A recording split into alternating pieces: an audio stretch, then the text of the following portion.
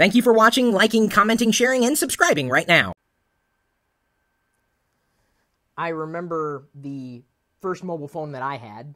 It was nice for the day, and it was an old Nokia device. Come to think of it, it was a new Nokia device, but today, of course, it would be way old. It was the late 90s. There really wasn't much selection on the market, for anybody to choose from, and a lot of the options kind of sucked. Smartphones were a dream, certainly not a reality. I just needed something that I could use to, stay in touch with friends and family and coworkers. And so what I had certainly sufficed. It was a completely new world for me. I'd never paid for wireless service, but as the years have worn on, of course, I've had many phones and have dealt with a number of wireless providers. If you are considering switching or dropping your mobile phone coverage, we have written an article, which everybody should have pulled up right now. I can give you some time to pull it up. We've got it linked in the description. How to ditch your cell phone plan. This is an article on lockergnome.com, and we all have faced this at one point or another. And in many cases, you could get rid of your wireless service altogether and use online services to supplant the services that you had from one provider to the next. I don't know if it's easy to say use something like an iPod Touch and only connect to Wi-Fi networks. You could do that.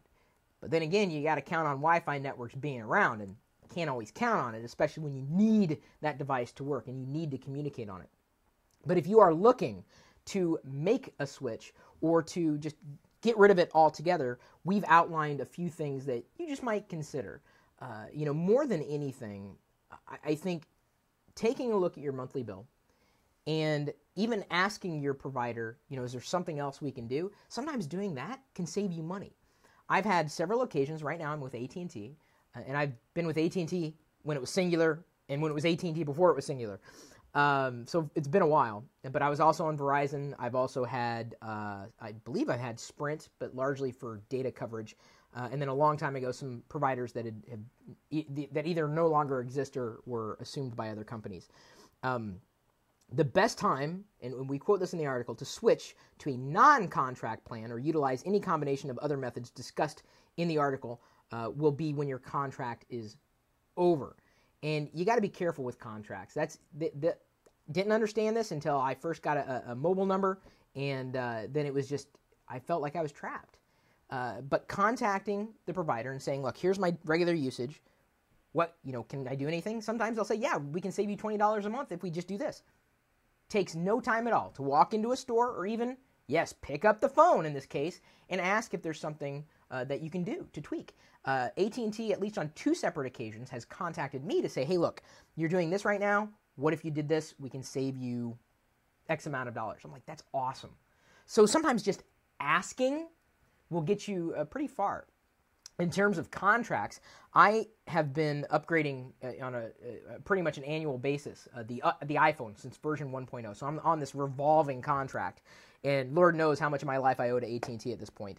But the idea of not going with a 2-year plan and sticking with a 1-year plan, especially after you made the switch, even if it may cost you more money up front, it may cost you less money in the long run if you're not sure if you want to stay with that provider. The one thing that I thought these providers could possibly do is allow you to test the phone in and around wherever you happen to work for a week before you actually sign the contract. Would that not be something amazing?